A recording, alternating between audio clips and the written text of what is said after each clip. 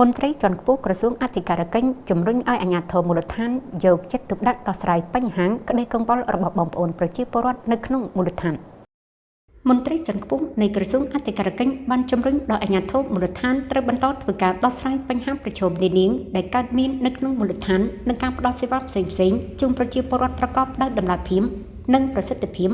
ដើម្បីបង្កើនជំនឿទុកចិត្តពីសំណាក់ប្រជាពលរដ្ឋមកលើការអនុវត្តកិច្ចការងាររបស់យើងដែលជាអាជ្ញាធរនៅក្នុងមូលដ្ឋាន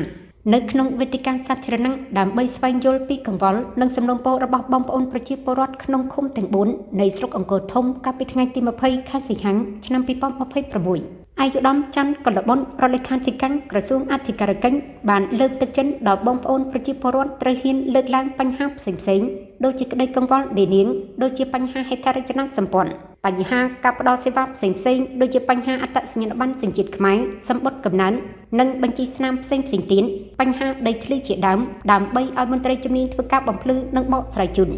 ជាមួយគ្នានេះសូមឲ្យមន្ត្រីនិងអាជ្ញាធរមូលដ្ឋានត្រូវមានផែនការច្បាស់លាស់ដើម្បីធ្វើការដោះស្រាយបញ្ហាណាដែលជាអត្ថប្រយោជន៍ជូនប្រជាពលរដ្ឋឲ្យបានឆាប់រហ័សនិងទាន់ពេលវេលា